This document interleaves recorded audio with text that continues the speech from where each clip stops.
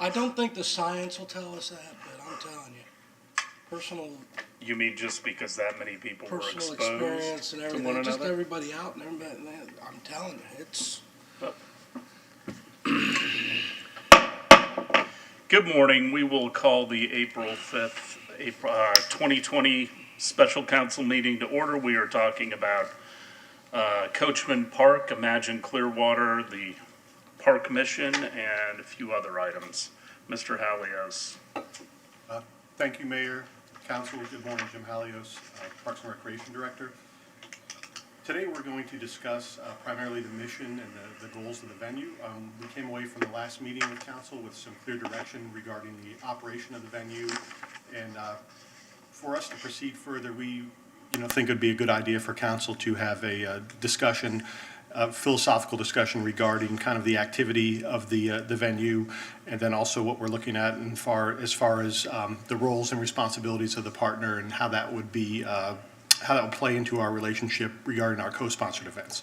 So kind of the first thing before we even set the table discussing that would be to have a discussion regarding the revenue for the venue and what the council's expectations are regarding the revenue in relation to debt service, capital funding.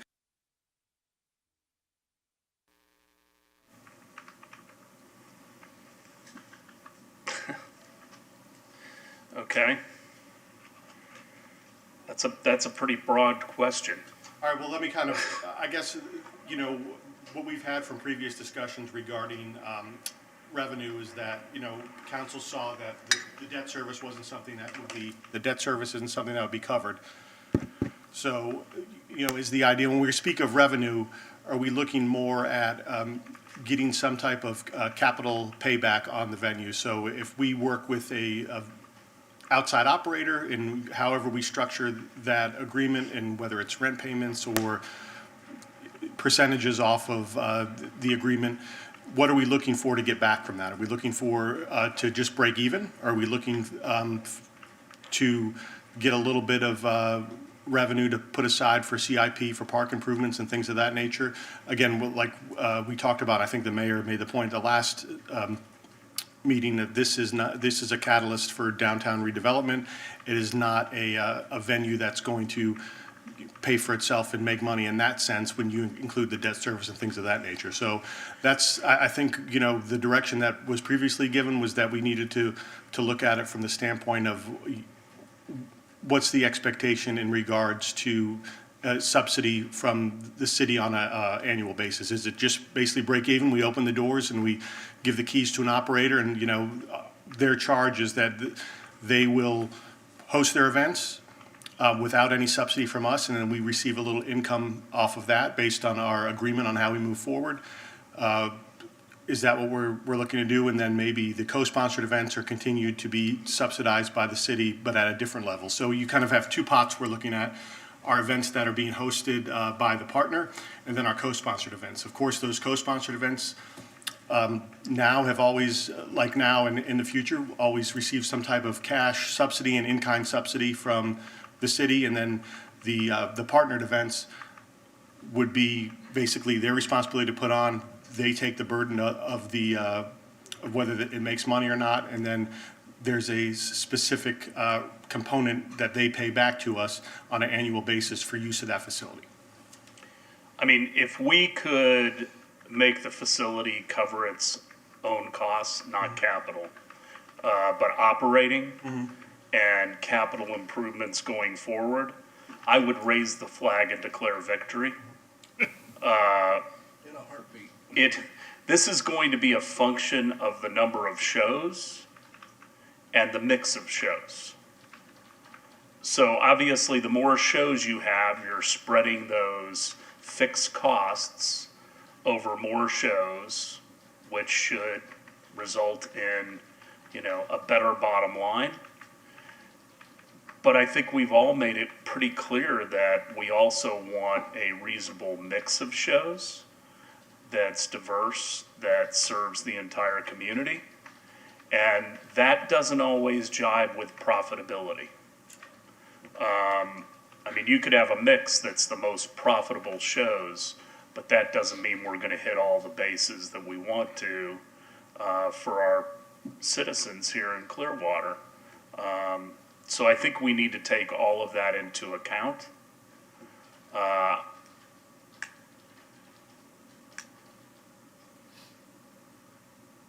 mean, we have to balance not having too many shows, so it is an issue with our downtown residents.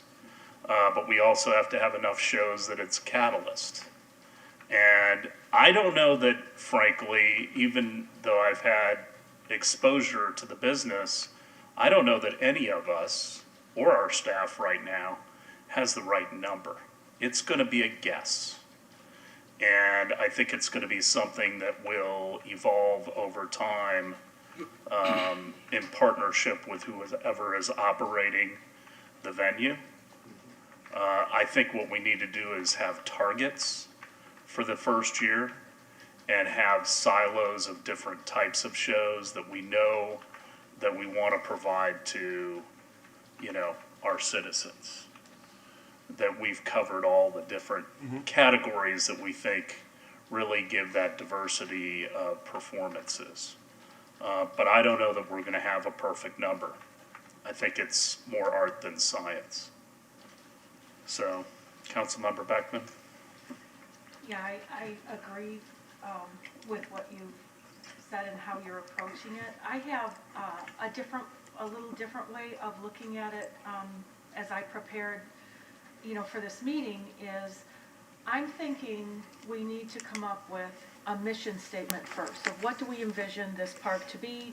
And I started to, I thought, all right, what kind of words would I want to incorporate into a vision statement? So certainly some kind of economic driver, diversity, residents would be included, affordable, multiple price points, blending into the community, respect, balance, engaging, cultural diversity, all that stuff. So those are some key components or words that I would want to be considered developing a mission statement. But just, to look at it, to pull up a little bit and look at it more broadly, where things that I think are important really revolve around residents a whole bunch. And in looking at that with balance in the economic driver of a huge amphitheater, one of the things I had talked to Mr. Delk about, and I'm thinking about when we have been describing the craft fairs or the little community events,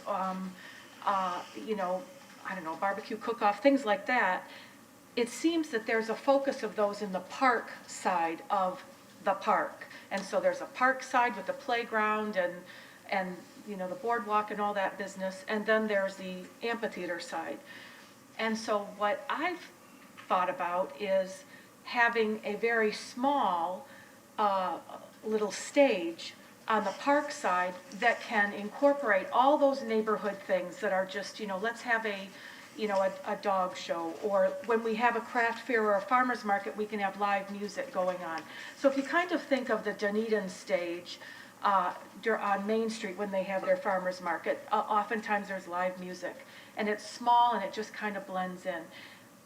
And so if we were on board with something like that, it would totally take away from the competition with resident and community events, aside from a major graduation or something, that I envision, and a lot of residents that I talk to envision about, come bring your lawn chair and sit here and enjoy a concert. I think that could happen at a smallish band shell.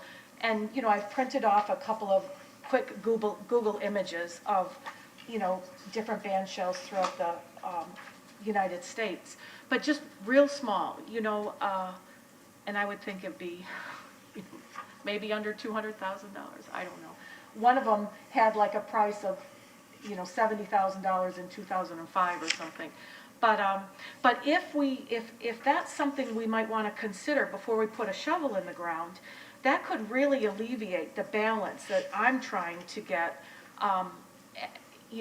with residents in our community being able to use that amphitheater. And when we have all these large acts that come in and they take precedence with a rain date or something like that and scheduling 2 years out, you know, I think this could take some of the weight off of that and smooth things out with our community. Because I would ask you, where are our residents gonna have a low-key little event in the city now? You know, that they can just book 3 months out or something. So, anyway, I would prefer to have a look at, or take a look at a mission statement first, and then wouldn't that dictate some of the, you know, how much we want to weight revenue generating and booking acts all the time? So it's just a suggestion. Councilmember Bunker? I do like that idea. From a theatrical viewpoint, I've worked in many theaters where there's the main stage for the big productions, and then there's a smaller experimental theater that might be in the round.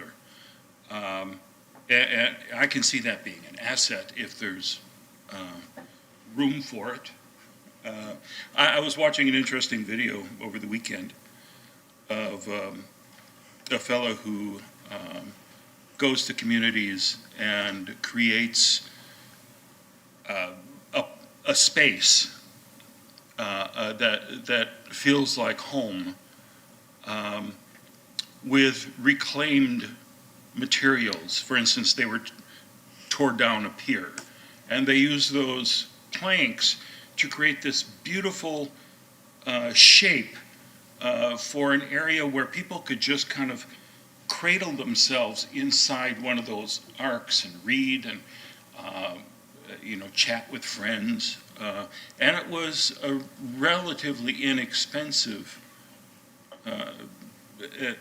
example of how they do this. And he'll go from town to town and say, give us your junk.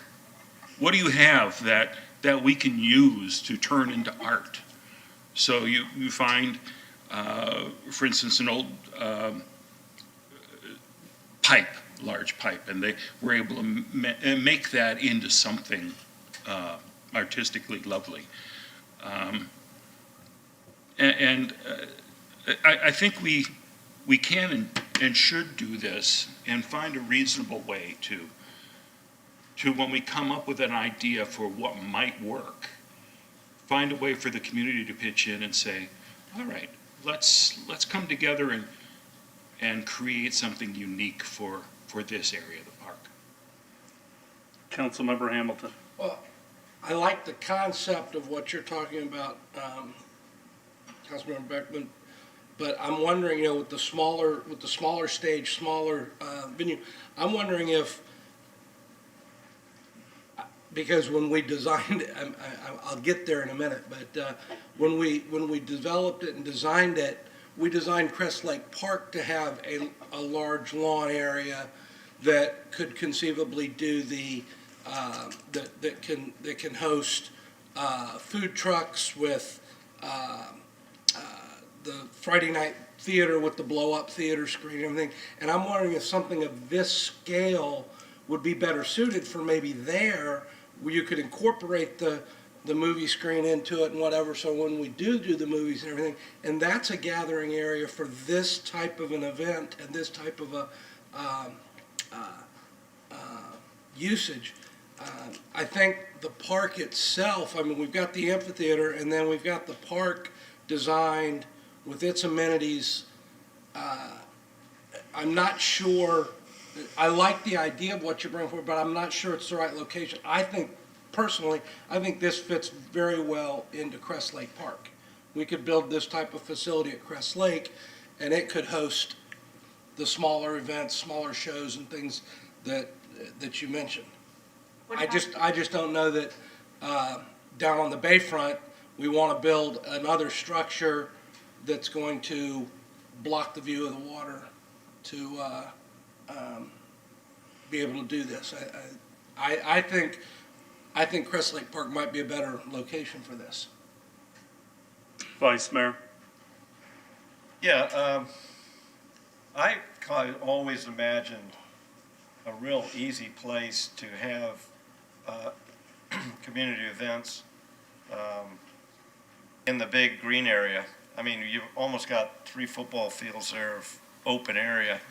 And instead of building a structure, if they needed a stage or something that they needed to perform, I mean, Clearwater Parks and Rec has 2 or 3 stages they could bring in and set up. But if there's nothing there, I don't think we should go to the expense of building a separate structure. I think we can move it out and just have it for other, I just assumed that that's the way we would do events there. And I think a lot of events, they wouldn't even need a stage. They could, for markets and so forth, people just bring their, their tents and set up and have something like that. Music could be, I know the park in Dunedin is just basically, it's a little raised platform where bands can be in. It's not really fully covered, and that's fine too. I'd like to see something maybe a little airier, in that area, and if they needed to have a stage where it's elevated, Clearwater could bring in the removable stage and set it up and move it out.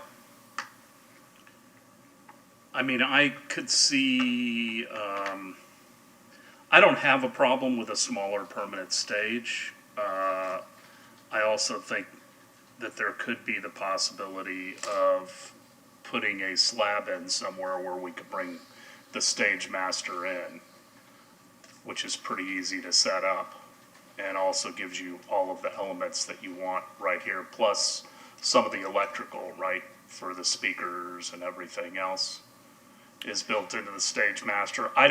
We haven't really had those events lately, so I don't know if everyone's familiar with what the stage master is. Yes, and just speaking to what the mayor and vice mayor are talking about, it's our showmaster, and it's a portable stage that folds out, and we can pretty much put that up anywhere.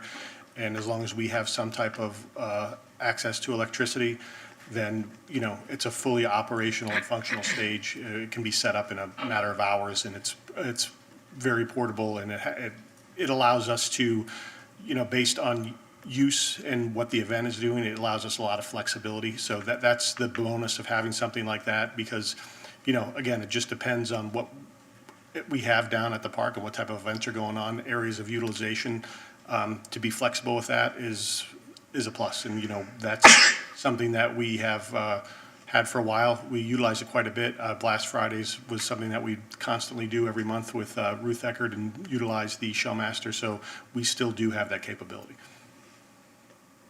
Councilmember Beckman and then Councilmember Hamilton. Well, I would, one of the concerns I would have with Crest Lake is parking. I don't know where people would be parking to attend a larger craft fair or some kind of an evening concert in Crest Lake.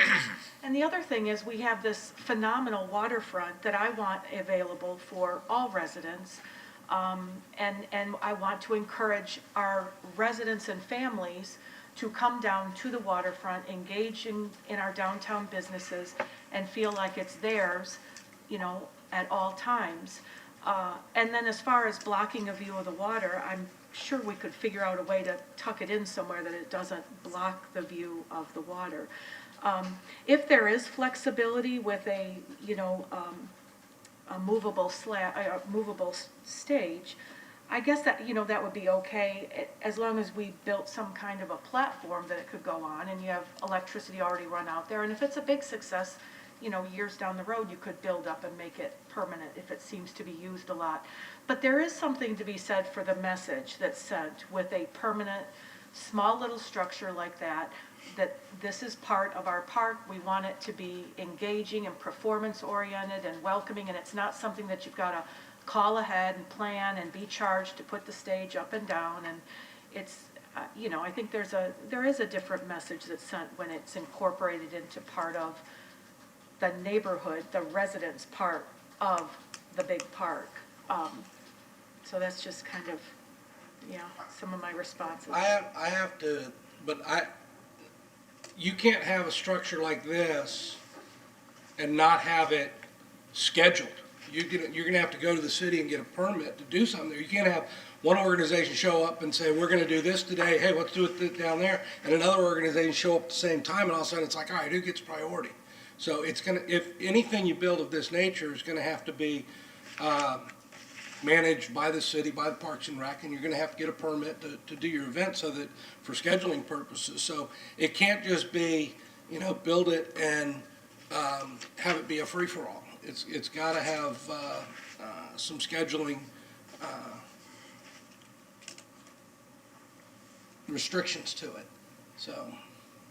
Well, it would still go through But- the normal But I do, process. yeah, correct? and I do like the Showmaster is very flexible. I mean, not flexible as a structure, but, we can bring it in, take it out, for something in the park, and I'm not saying I don't want any of these type of events in Coachman Park, but I don't know that I want the permanent structure in Coach Park, but I think right now, the way I'm sitting here, I'm thinking we can do both. We can have the Showmaster for a certain number of events or certain events that want to be in Coachman Park that we can accommodate, and have another structure like this that makes Crest Lake Park more of a attractor. And I think, the parking is,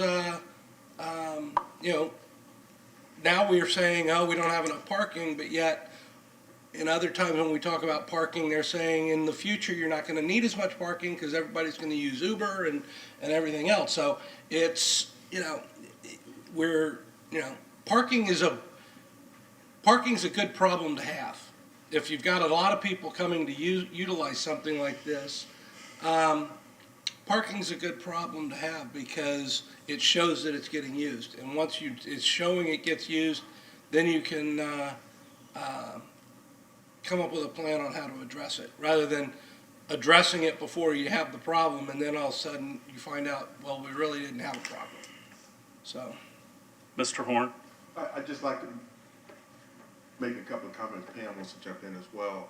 I just want to point out that historically, and this is for Councilmember Bunker and Councilmember Beckman, in the past, the city leadership has always been accused of not respecting the passive nature of the park. So what you have been talking about this morning actually creates a less passive environment. I just want you to know that. So the park is going to be much more active. So for those people who want to just go down to the park and chill out, if there's always something going on, that won't necessarily meet their need if all they want to do is spread out the blanket and just chill out on the grass. So I just want you to know that. The second thing is, please don't underestimate the complexity of creating events. We're already seeing people who are in neighborhoods, really, they struggle with doing all the things that they need to do just to put on events in our parks. So when we talk about, we want the neighborhoods to take advantage of the opportunity, in the park. Just remember, there is a lot of work in some cases that they will have to do, because we won't necessarily be the initiator of it, but we will have the liability of having those events in the park. And we're going to have to decide how much liability do we want to expose ourselves to.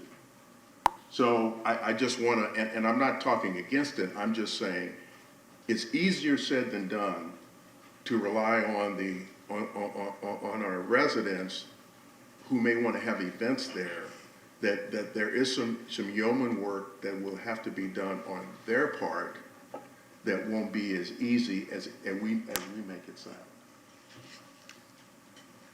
Ms. Aiken? If you're going to add a new structure, it's not permitted in the charter, so we would have to have a new referendum to permit a new structure. The charter prohibits the construction of structures below that 28-foot line, except those that were specifically permitted, and a band shell is permitted, with the seating, one band shell, not two. So it would require an additional referendum to permit an additional structure. You can do that, it's just a reminder that it is not without obstacles. Can we put a slab area in that could be the platform for the stage master? We do allow such things as parking, sidewalks, etc. I would think just a slab, if that's not considered, I would think so, but I would have to take a closer look at what our charter says. But a slab should be okay. I mean, the walking path could be widened and reinforced. And a walking path is acceptable, places for benches, artwork, etc. are acceptable. But an additional band shell or structure, and I emphasize the word structure, would not be. I can't pull up a picture of what our The showmaster looks like. showmaster looks like. And I was but- just talking with our special events senior manager, Chris Cook, and the concrete that's being poured throughout the park for the paths and walkways and everything is large enough and thick enough to support the showmaster. So that was one of the things that we worked with the engineering department to make sure that the infrastructure located within the park could suit the needs of our equipment that we have. And yeah, that can be moved in, and again, it speaks to Ms. Aiken's kind of the restrictions that we're under, but again, that flexibility of being able to use and utilize that. And I think, and Chris, does it require a electrical hookup, or can we utilize it? Is there a generator on there as well? Yeah, so there is an onboard generator, so. Here, again, I that have a gives us picture of it now. Okay. I don't know if you can put it up, and the reflection off my screen may be too much. But for those watching at home can at least see what it looks like.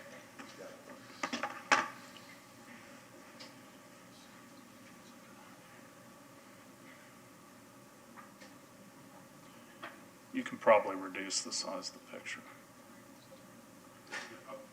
Yeah, that worked. Yeah. Wow. So that is the showmaster. So, thank you, Mayor. Yeah, that's our showmaster, and again, that is quite suitable for those smaller to, medium events. It gives us that flexibility. And, like the mayor said, we haven't been utilizing it due to COVID. But once we're back out in the community, that is, what we'll use, and we utilize that, throughout the community to help facilitate different types of special events. Vice Mayor, and then Councilmember Hamilton. So Jim, do we just have one or do we have two of these? We have one right now, and it's actually, I believe, scheduled for replacement. Correct. Okay, we did get our new one, so we do have one right now. And that's Okay. usually that was all of our needs that we needed, was that one for our special events division. Councilmember Hamilton. Now, normally, the Showmaster, has that been used mainly for co-sponsored and city events? Or if a private organization or charitable organization wants to use it, what is the charge for setup, breakdown, and all that good stuff? Thank you. Mayor, Council, Chris Cook, Senior Manager, Parks and Recreation. We do typically, there is a way that we can give it to outside groups, but primarily it's used for co-sponsored events and city events. We seek approval from director approval if it's going to be used outside of that, but doesn't mean it can't happen. And we do look to recoup all the costs that go into it. So we have heavy equipment operators that need to drop it off, set it up safely. So we make sure that any outside group would recoup us for those costs. Councilmember Beckman. Which are how much? How much are those costs about? I mean, roughly less than $1,000, I'd say. It's staff time is typically the most expensive thing that we charge back for. Is that generator gas? So you have a gas-powered generator that comes to generate electricity? It is a gas-powered generator. The generator basically runs the outlets on the stage. So that doesn't cover sound equipment, amplifiers, those types of things. So when there's concerts on there, there will be rental costs that whoever's using it would also have to add in some additional power. The outlets can put lights on it, can do smaller household type electric. Okay, well, it seems like, I mean, I don't know why we're talking about this now if we're not able to put a small Structure. structure in the park section of the park. We've already got an amphitheater, not a band show that we voted on, but whatever. So, I mean, it's a little disappointing that we're constricted by the charter about putting something up there. I mean, it seems like maybe we can, on these wide parts of the pathway, could we run a bunch of infrastructure for electricity so we're not dragging in generators and stuff? And it's just, again, I go to what is the message with any kind of stage anywhere that's blocked off and locked up and people can't access it. The message is that's not for you. It's not for us. It's not for everyday people. It is for, whoever's going to operate that venue and bring big people in. And I thought by having a smaller, open, accessible thing that somebody could just bring their guitar and sit up there and play and not plug in anything, that would be a welcoming community thing. And yeah, I mean, if we've got that's just like on a whim. But if it's scheduled for craft fairs or somebody wants to have an open mic night, it doesn't seem like a big deal to go through the Parks and Rec department to schedule that, instead of trying to coordinate with Ruth Eckerd Hall or whoever we decide to operate the large venue and coordinate all that. That seems, daunting and expensive and really not welcoming for nonprofits and people in our community other than big show performers. And I, it seems like what I'm looking for, the best hope can be a section of the park that's large enough to accommodate the showmaster, and it moves in and out, and we charge people a bunch of money to come and have an open mic night, or, whatever. And Well, that's or the you way it's just gotta put be. into the budget that you're gonna be willing to do that for X number of days, and then there isn't a charge. I mean, it's just something we have to budget. I don't mind going to referendum again. It's just a matter of when. So, I mean, we could do it in March 2022 and add the stage if that's the desire. It is, and but that we're would be in the digging middle of in the cons- yard now, we're digging in the ground now. I mean, it's, The charter's pesky. yeah, it is. It's no fun. Yes, it is. I mean, if you look back at the history of some of the referendums, I mean, it's just the way it is. And I can remember this last referendum, we had to be real specific about everything that went in there. I think even garbage cans, we had to list, because they weren't allowed unless we listed it on the on that referendum, so. I'd like to go back to what you said, though, Councilmember Beckman, which I agree with. I think we really need to set what the mission is for the different segments of the park. I don't know that they're the same in the southern end of the park versus the venue end of the park. But I really think that does drive our decision-making process.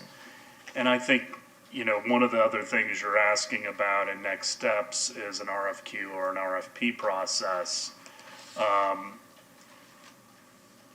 I think there's a sequencing of events that needs to occur here. I think we need to decide whether we're going to have a conservatory, and I think we need to decide who and how we're going to have someone manage the venue.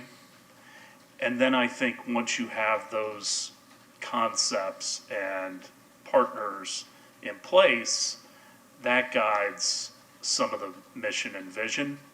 And you can start to put some meat on the bone and some structure.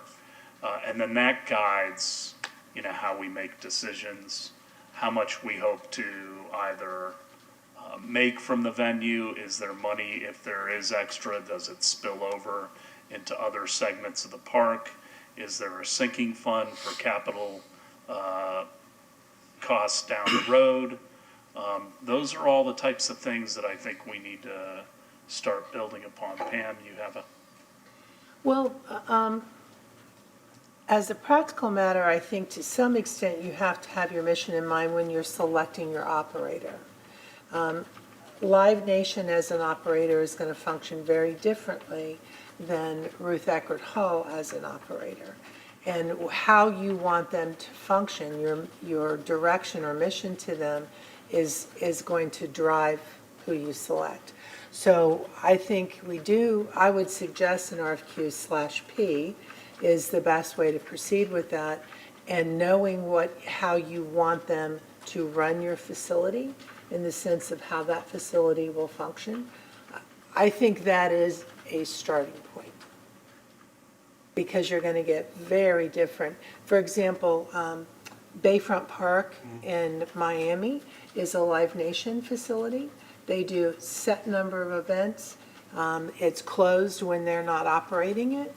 There's no citizen involvement in it other than attending the events. And so I think that is a very different operational philosophy. And it makes money. The city gets money off of that. Over time, it has built up. But if that's not what you're looking for, and it doesn't sound like it is, then I think RFP, RFQ, mission first. Just my thought. No, and to speak to what the city attorney said, that was kind of one of the next things that we get into when you look at an agreement like a Live Nation has with Bayfront Park in Miami. How does that affect how we go forward with our co-sponsored events that we have in the park? Because down there, the event producers, when you have your blackout dates, your 10 or 20 dates that you're going to have your co-sponsored events, they still need to pay for the expenses of Live Nation to operate that amphitheater, operational costs, load in, load out, staff being there, security. So in the past, stuff that we have, done in an in-kind nature because we ran the venue, we can't do that anymore. So are we going to continue to subsidize that, or is that something that those groups will need to do on their own? But again, going back to what the city attorney said, if the mission and vision directs otherwise, then we can put that in the RFQ and they'll know. Because again, going back to the first question about occupancy costs, is our goal when we host an event that the partner hosts, not a co-sponsored event, is our goal to basically, we're not going to subsidize their operating costs. It is what it is. Then that dictates what we bring in, the number of shows, and again, it goes back to kind of what the mayor said. I think that sets the table for everything else. So that would be helpful to kind of kick that around today as far as mission and vision. I've wrote down some terms. We talked about, an economic driver. It's culturally diverse. It benefits all the citizens. So, how do we frame that? And of course, we're not going to come up with a perfect mission and vision today, but if we have things that we can, that you all feel need to be included in that, then that's something that staff can work on. Well, I think we can work it forwards or backwards. I mean, you can back into things, or you can determine what your outcomes are and then determine how much you're willing to subsidize. Yeah, it could be dictated by the market, exactly.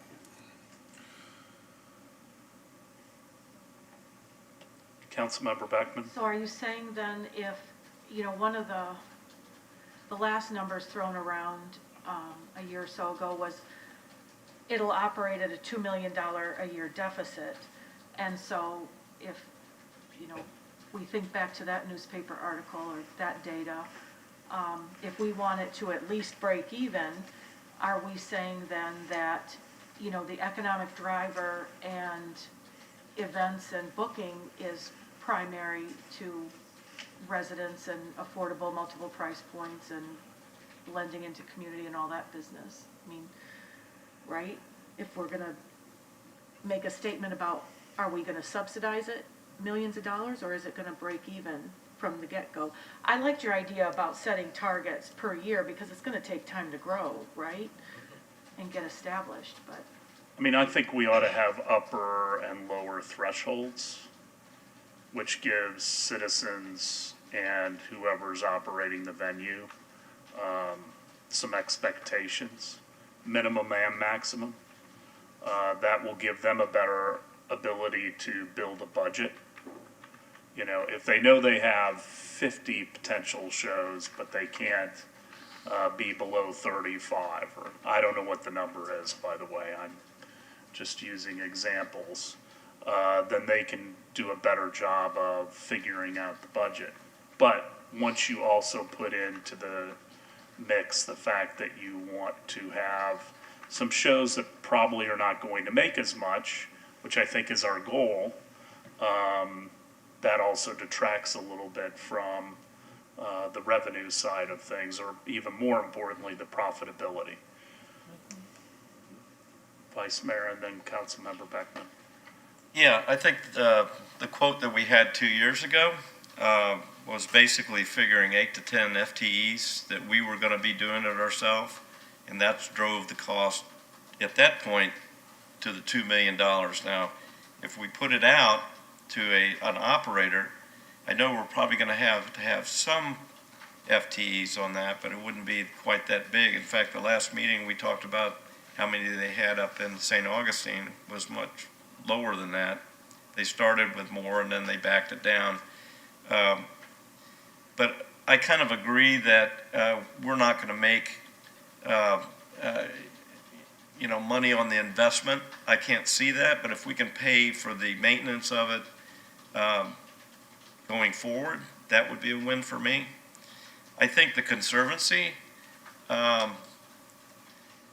will do everything else in the park. I think those events you were talking about, Councilman Beckman, about the the neighborhood people and the markets and so forth. I mean, maybe that would be a great schedule for the Conservancy to go to them and say, here's, the Conservancy would set a schedule.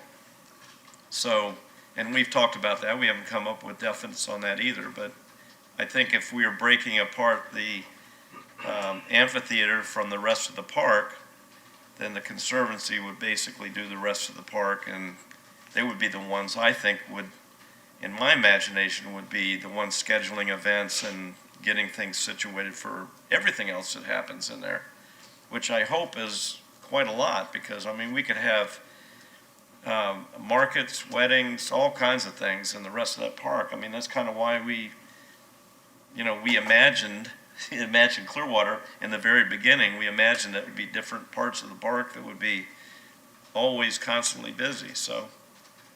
No, that framework that you described, Vice Mayor, is exactly, when we talk about the Conservancy, exactly what we envision as them being responsible for the programming outside of the venue in the park, whether it be community events, yoga, whatever they have going on there. That would be the role of the Conservancy, would be to promote those. And you are correct on that $2 million number. That was us operating the venue, and us in-house with additional staff, and it's clear from the last meeting that we had that that's not the way that we're going to go. So I don't know how relative that number is anymore, because it doesn't apply. So when we look at that, again, it would just be, like the mayor said, finding those thresholds at the bottom end and the lower end on what council's comfortable with. And again, it's going to be a moving target. And I think you see that when looking at other, when we look at the Live Nation contract down in Miami, the first year, the numbers escalate based on the years. So it gives them the freedom to, look and say, okay, yeah, 10 is a good number for us, or no, we really need to be at 20. And, you can always adjust those as you move on and renegotiate the contract, but allowing your flexibility in the beginning, I think, is the important thing to do. Councilmember Beckman and then Hamilton. Well, I would say, the $2 million, I get that was 8 to 10 full-time equivalents and all that, but,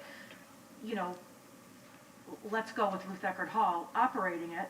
They're going to want to make a profit. I mean, they're going to want to at least make, break even. They're there to make money. So that $2 million that it's going to cost to operate that thing, whoever's operating it, doing it, maintaining it, setting it up, whatever, it's either subsidizing with Ruth Eckerd Hall, or it's Ruth Eckerd Hall, taking every weekend, or it's, whatever. I mean, that money doesn't just go away. The cost of that operation doesn't just evaporate. I mean, it's going to be, it has to be paid for. And whether we subsidize it as a city, or Ruth Eckerd Hall comes in and demands, 300 days out of the year, or whatever it's going to be, it's there.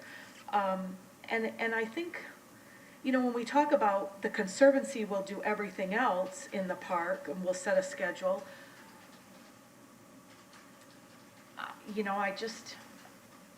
I'm just having a hard time envisioning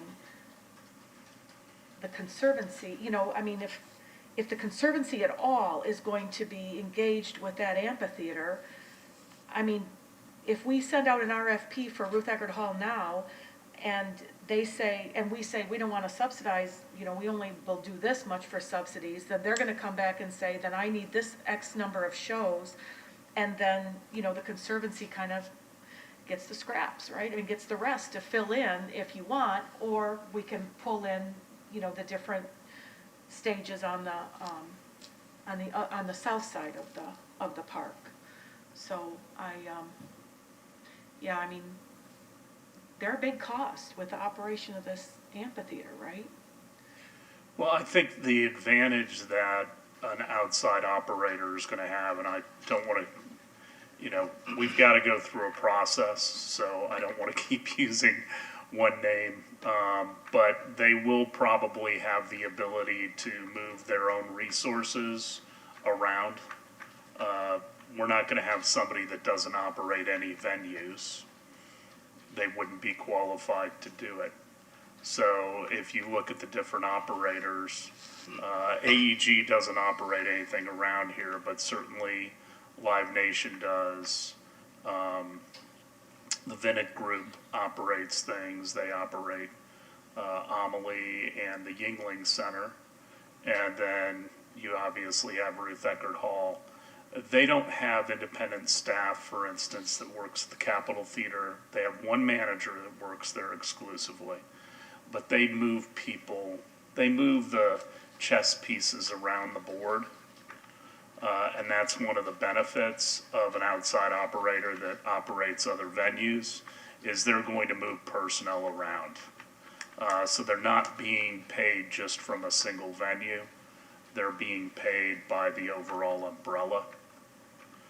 And so I just want to keep that in mind.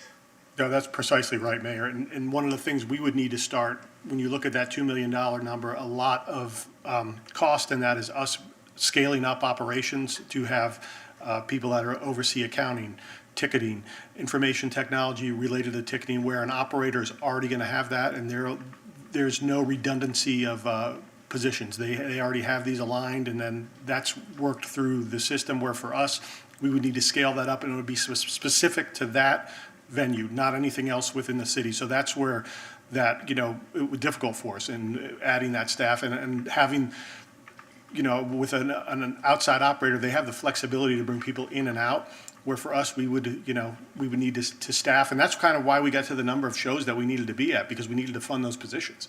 So having that, the outside operator already utilizing those, I don't think brings that number as high. Again, it's going to be based on what their cost analysis is, but they can reallocate those positions when they're not being utilized here to other functions where we had no ability to do that. Councilmember Hamilton. And correct me if I'm having a senior moment, but have we, we're talking a lot about conservancy. Have we committed to a conservancy? I don't think anybody up here has spoken negatively towards one.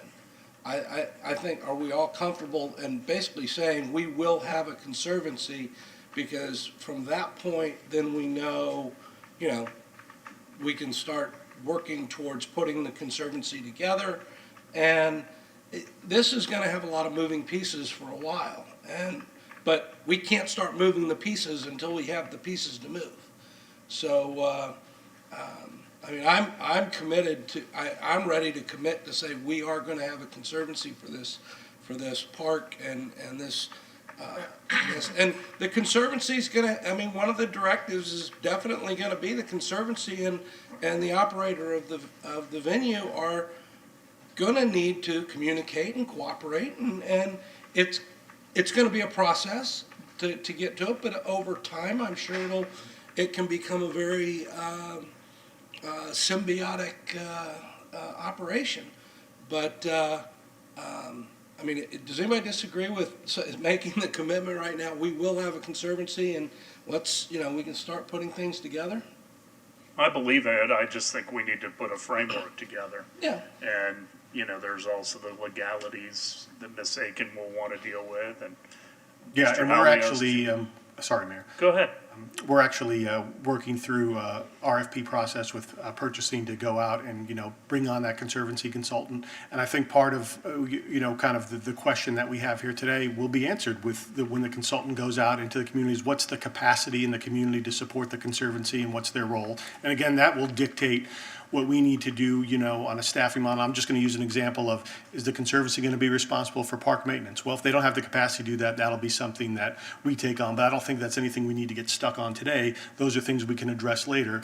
But, my hope would be that once we have a consultant selected for the conservancy to kind of come back to you and let you know the plan on how we're moving forward and how we're going to engage with the community, and then periodically give you updates on what that framework is starting to look like, and then move forward in that sense. Vice Mayor? Yeah, if I recall right, the ULI, when they brought forward the plan for Magic Clearwater, that was one of their recommendations, is to have a conservancy. Because I remember hearing about it Yeah, so, and not knowing really what that, what that entailed, so. exactly. Mr. Bunker? Among other things that I've been doing some research on, I looked at the history of Central Park and how by the 70s it had become a really run down and dangerous place to be.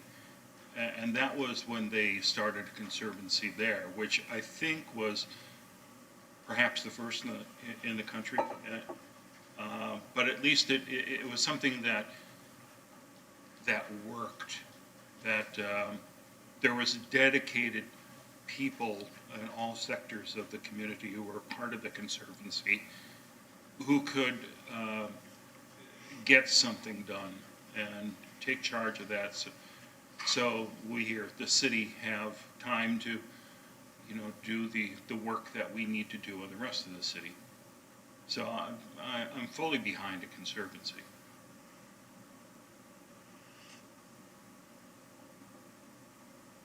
Okay, so we need to move forward with that RFP to find a consultant.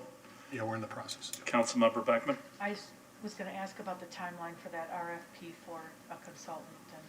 Within the next 30 to 60 days. So we've actually drafted the paperwork right now. Mike Lavery and I are working on the particulars on that. Then hopefully it'll go out within the next 2 to 3 weeks. And then the, requisite advertising process, and then kind of vet through on that to see, exactly the types of experience that these companies have in relation to what our expectations are.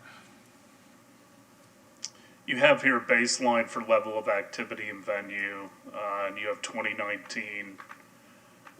Did you have specific numbers of events? Yeah, that I was going to had? I was going to invite Chris Cook up to kind of give you just basically an idea of what we traditionally do in 2019. So that could, going forward, help frame where we want the baseline at. So, Chris?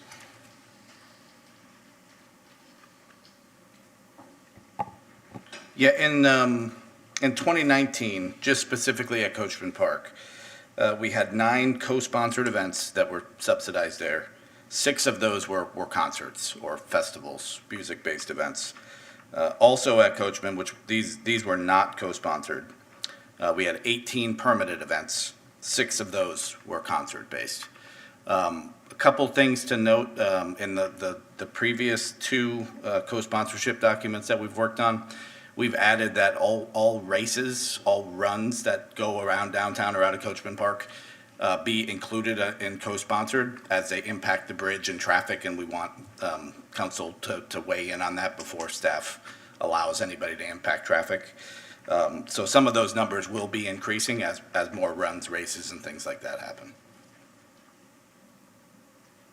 Questions for Mr. Cook?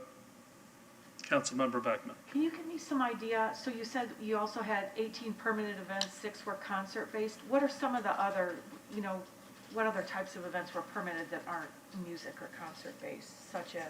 Sure. Yeah, I'll just kind of read down the list here. We had the Achieva Boxcar Rally.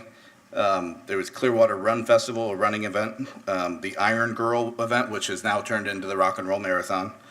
The Florida Orchestra that we've talked about, that's music-based but cultural and non. Let's see, we have a couple more runs. There's an Easter egg hunt that has happened out there. We had the Say No to Drugs run. There's a couple of companies, Dick's Sporting Goods and Instrument Transformers, that held company picnics down there. And then we did a food truck rally, and that's not including the co-sponsored event, but like the MLK rally and things like that are also, that have elements of music, but not solely just concerts. Other questions for Mr. Cook? Do you have any idea what you believe the sweet spot would be for the number of concerts? We've obviously done a lot of thinking of this. Back to 2018, we worked with Live Nation, AEG, Ruth Eckerd Hall on a series of different concerts at that time. Different models that we use for revenues and expenses and things like that. Couple examples of that for those who weren't here at that time. We did Live Nation. We did a concert with Third Eye Blind. With AEG, we did John Legend, Sammy Hagar, Bryan Adams, ZZ Top. So we've done some experience seeing how these things operate. As far as a sweet spot for concerts, I guess what we have been thinking, because we've heard from the council the importance of a diversity of events and having things that fit many different audiences. Some of the things we've seen with outside companies is, while they will listen to an RFP and they will listen to what we desire, we may not have as much control exactly of what those bands, concerts, types of audiences that they're seeking are. So potentially what we could do with our co-sponsored events is really look to target those in what we draft into an agreement. To say the Hispanic Heritage Concert is something that we want to make sure happens every year. Wild Splash, Clearwater Sea Blues Festival, Jazz Holiday. Those things that are cultural and important to us, writing in and then filling in the schedule around that. Whether that's 20 or 50, I don't know, because I think that will come out of the RFP process with the operator. So I would, much like we did in the last meeting, listen to them and see what they think those numbers could be, and then start to carve away at that. Well, it's somewhat a function of supply of what's out on the road for that type of a venue. So, Vice Mayor? Yeah, Florida Orchestra is real important to me, because they've come several times saying if we do a venue down on the water, that they'd love to expand their, commitment to Clearwater and play more often. Have they gotten back with you and told you how many events that they would like, or is that a little too early for that? I don't necessarily think it's too early, but we haven't had conversations yet on exactly how many events. I think for them, some of the major expense that we've had with Ez is the production costs that we've had to bring in, stages and speakers and all those things. So if those things are included and there's less cost to have them come here, reason would say that they may be open to do more events. We don't know what that number is yet. I actually have met with one of their representatives just because we're old friends. They were interested in 4 to 6 shows. They'd like to make Coachman their outdoor venue. And so they were talking 4 to 6. One of the big issues for them was the size of the stage. Right. Because of the number of instruments.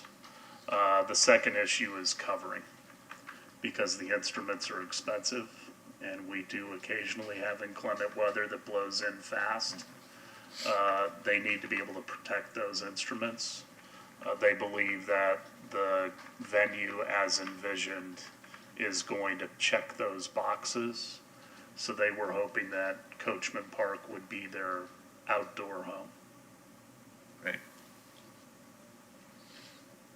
Councilmember Beckman. Do you envision that the orchestra would be co-sponsored, or that they're going to come and that won't cost the city money? I mean, getting different information about that orchestra that. I haven't had those specific conversations to be able to give a good answer on that. Right now, do we co-sponsor them? We do. Okay. Do you know about how much that is?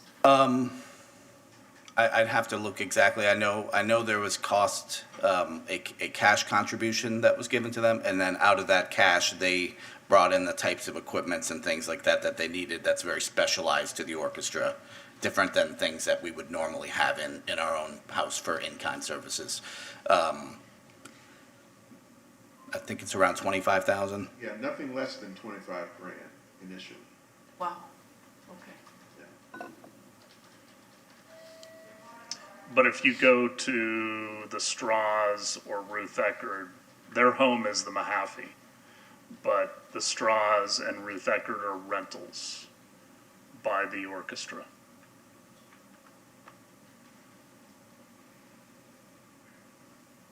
What does that mean? That means that they are at risk. They pay the house X number of dollars, Right, and then it's up to them to fill the seats. it's up to them to fill the seats, and if they make a profit, they keep it. If they don't, they don't. But our situation is different. You're saying the way. We've always paid them a subsidy to come to downtown. And we wanted them. Right. We wanted to diversify our entertainment options, Right, and the orchestra clearly fit that need. yeah, And the best they could do at the time was to give us one concert. And we were okay with that. But we've always known that they really want to do more. And quite frankly, I think our community would want to have more of those concerts. We just haven't had the environment to be able to support it the way it needs to be supported. I think we're moving to a different place. But we have established that practice of investing in their presence here. And so that's something that we'd have to think about how we want to go forward with it. But I also want to point out, it was free. It was free, that is It was correct. a free concert. It was a free concert, that's right. So, I mean, that makes a big difference. Yes, it does. And that's just I think that's a decision of what you want for the character of the community, and that's why we made them free, at least back when I was here. But No, you're right, and I'm trying to think, audience size, even as a free concert was what? A couple of thousand at the most? Yeah. About 1,500 to 2,000, something in there. I think for us looking at the new venue, the exciting part with that is there is opportunities for orchestras or anyone to have hybrid events where they have an admission fee for the close upfront seats, but then also to be able to add the free benefit to the community by utilizing the lawn. Councilmember Beckman, you had something else to add? well, no, I mean, I fully support, having the orchestra come and if it is a free concert and we pay $25,000 for attendees to attend for free, that's fine for, a concert a year, but if they want to play more, I hope they charge, and our subsidy is either less or zero. I mean, really, right? I think that's what's envisioned. Yeah. Because when they speak, when they came and championed the venue, if we're covering all their costs to come, it's not 4 free concerts, but it'll be a great venue for them. It'd be nice to have one free concert. Yeah.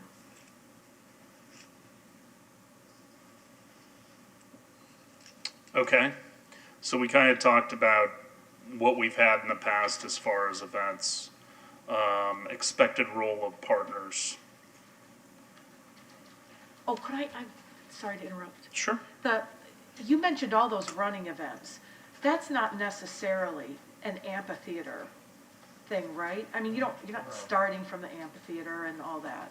No, I think there could be an example or two. The Rock and Roll Marathon, for one, would be a great example of a great program at the amphitheater, but the run wouldn't necessarily start out of there. It'd just be surrounding that. And I think other larger runs would find it very attractive to have a place to do performances or to do award ceremonies afterwards. That it would work well to utilize both sides of the park for. I got it. I've done those runs. Thank you. ready for the next item? Yes, Okay. please. All right, thank you, Mayor. So for the expected role of partner, the genesis of this discussion is really taking a look at that Live Nation agreement down in Bayfront Park in Miami, because that's kind of the closest thing to what we're discussing. And again, it would be different, based on the outcome from the organizational standpoint when we look at the operator. But, my assumption from previous discussions at the last work session would be that the operator would be responsible for operating the venue. So that would be setting up, tearing down, running the food and beverage, pretty much all encompassing. We unlock the doors basically, or actually we don't even do that. They do that. They operate the venue for the specific amount of shows that we identify with them. And then that will lead into the next question, because I can tell you from, and again, this will go back to what the city attorney mentioned, it's the goals of the partner, whether it be, Ruth Eckerd or Live Nation, they're going to have different goals. I can tell you that down in Miami, they keep the partner keeps all the food and beverage, all the concession sales. So in essence, it's really just a rental for the city, and the city they get remuneration based off of rental income that there, is a ticket surcharge for capital improvement items, similar to what maybe we have with our agreement with the Phillies. But, by and large, it is strictly just a rental, and that operator keeps all of that revenue.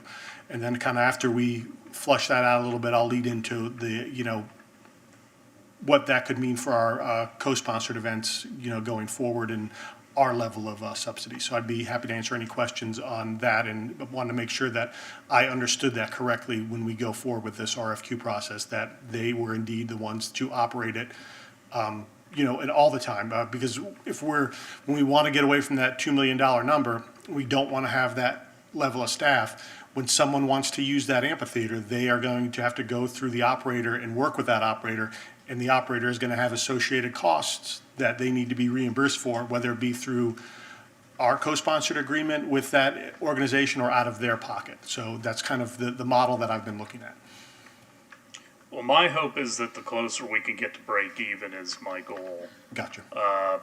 But at the same time, I think we need to write into any agreement what our expectations are for diversity of shows, conflict resolution if we want to use the amphitheater for a special event that the city wants to sponsor. How are we going to go about that? There are already some standing events that are kind of staples. I think Sea Blues, Clearwater Jazz Holiday, the Hispanic Heritage Festival, all of those events, we want those to continue. Those could take away from a weekend where there's an event that could be profitable. But I think that needs to be written into the agreement, and I overuse the term the devil's in the details, but that still is the fact. I think we need to write all of that into the RFP, that there are expectations that these types of events that are already standing events for years and years, that those are going to continue, and those weekends are kind of off the books. Yes, and we would be able to do that, Mayor, looking at how that other agreement was structured. I keep on referencing it, but I think it's the best one that we've had. They specifically put dates in there. Okay, Easter, we have this going on. July 4th, this is our event. It's a blackout date. So identifying those events ahead of time that are traditional events that we have, putting that as a blackout date, and then goes back to when you talk about what that sweet spot is. I'll go to that agreement again. They have 20 dates, and they work around. They'll let Live Nation know, okay, out of side of these dates, you have 20 dates to schedule what you have. And then they have a master calendar every year. So again, that gives them flexibility. But I think identifying these co-sponsored events ahead of time allows the operator to look into the future to see what they want to schedule, and then anything supplemental that we want to have as far as a community event, we can fill in around that. Councilmember Beckman? So this is all okay with the charter as far as that whole thing about being able to rent it out or have someone else operate it? All of this seating, all this control is okay with the charter? It would be an operating agreement, not a lease. And yes, we can allow someone to operate the facility under the guidelines that we set. Do we have to maintain minimum control in order to be an operating lease? No, no? Not a lease, I mean, it's an an operating operating agreement. Right, yeah. Other questions? Well, not really a question, but I think, this is all, will all be a byproduct of a negotiation, when the operator is finally selected and through a negotiating process, getting to it. And I hate to keep throwing, I know, just like the mayor, I hate to keep throwing Ruth Eckerd Hall out there, but, I think we have a very good relationship between the Capitol Theater, Ruth Eckerd Hall, and the city. We've got a very good relationship there. I'm not sure how good of a relationship, we can have with a Live Nation or something like that. But we'll see where it goes through the RFP process. But, some of these, again, these details won't be, we won't have the opportunity to vet them and work them out until after we've selected who the operator is going to be. No, Councilmember Hamilton, you're exactly right. And kind of the goal today was to establish a loose framework on how we could go forward with that RFP, RFQ process. And, we have an idea. And like you said, there may be items in there that a Live Nation or AEG look at and say, well, if I'm restricted to only these so many dates, I'm not going to bid on it. And one of the things that Chris and I talked about is that, we've worked with our community partners, and I'm going to give an example of, Clearwater Jazz Holiday. One of the things that makes them able to do what they do is they keep a certain percentage of the food and beverage gate that comes in. Now, will a Live Nation or another partner, will that be acceptable to them? And if we write that in the contract that that's what we want, then again, that allow us to kind of dictate, and like the mayor said, the devil's in the details on those, because if we don't address that and then it comes back, that's a huge hit to one of our partners. So how do we address that in the future? And I think by putting that up front in the RFQ, then that will eliminate questions. I mean, my hope is also that we're gonna have a capital reserve fund. There exists one over at the Capitol Theater. There were a lot of different iterations on that and amendments, right, Pam?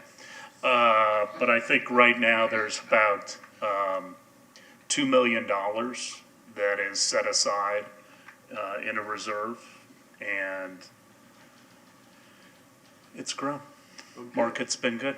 And so it's been invested and it's growing. But you think about when the Capitol Theater was complete, and the fund was originally established, you kind of have a 2 to 4 year grace period because the facility is essentially new, and you want to fund that fund.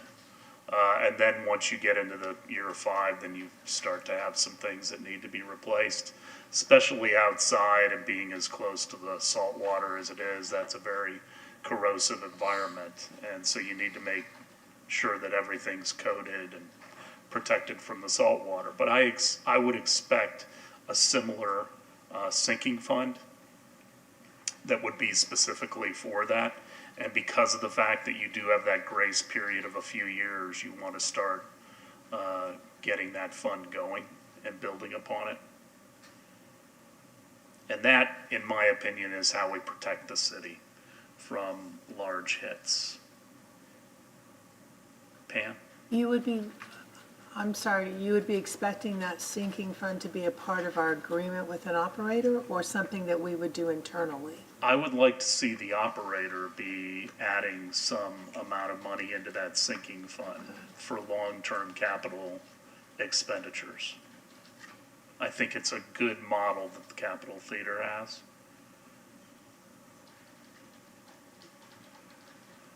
Councilmember Beckman. Well, doesn't that kind of, I don't know if I were bidding on that contract, that operational contract, that I want my profits to go in the city's capital fund, because if the city doesn't want to renew the contract after 5 years, what happens to those, are they gonna, I guess we can write the agreement that they get to take them with them, or some portion, but it kind of seems like you're now joined at the hip with the person you have the initial agreement with.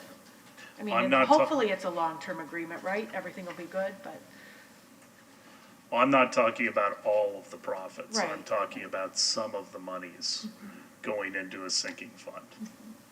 Again, to protect the city.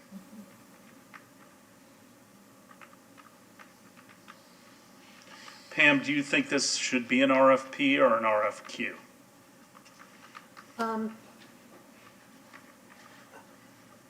I see it as a Q, but You know, we have done RFPQs, okay.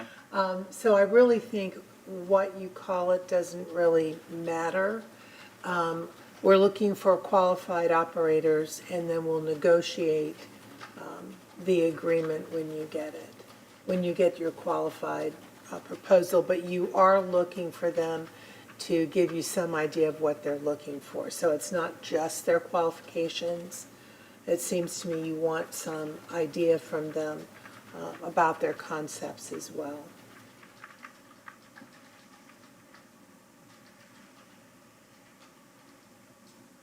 What other direction do you need today? Okay, well, going to the next steps, actually, the first two were more of kind of staff questions have already been answered. It's internal questions, so nothing that we really need from you. And then in the council, Pam mentioned to the RFQ process. And I think we've gotten some feedback that allows us to, when we're framing this RFQ and this RFP, we can put down, kind of some requirements that we're looking at, the diversity of shows, including our standing events, including our staple events, and then allow the market to dictate back to us their level of interest in doing that. And also, we can look at putting a minimum number of shows in there and talk about, but again, I think it's what the market will dictate back to us. But to know, of these are really the things that we're looking for from a partner, is that diversity of shows, the standing events, the staple events, to keep those in there. I think that allows us to put in some language that will get some positive feedback from the market on that. So as far as that goes, I think we've met the goals that we needed to today.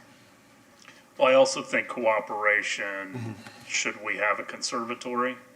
Cooperation between the main venue, the conservatory, and the city.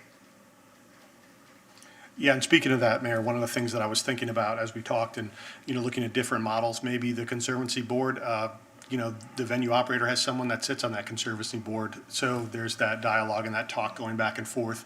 And, their decisions are being made on both levels with each and the other one in mind. so, Councilmember Beckman? so these are those, what you're talking about, RFP language of diversity of shows, staple events, cooperation with Conservancy.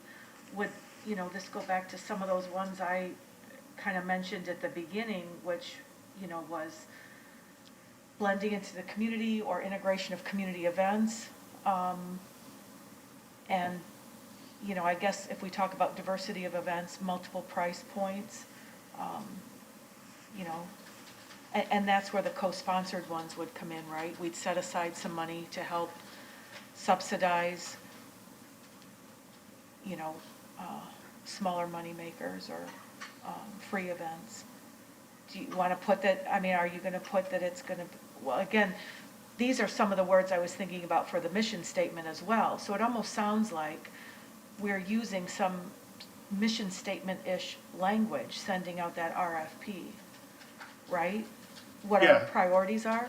And I think what the goal with the RFP is, we don't want to, the net we cast, we don't want to make it too narrow. We want to make it wide, and then we can address these other issues through how we handle our co-sponsored events that we're going to have on our own. So we don't really want to dictate to the promoter, you need to have 10 events that, or, things of that nature. So but I do think that,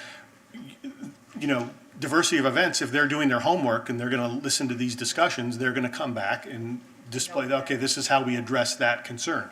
So the next step would be, when we do that mission and vision, is that those co-sponsored events, making sure that, and that's a lens that we all can look through with the council and staff when we're recommending co-sponsored events, that they fit through that lens of diversity or whatever the mission and vision may be.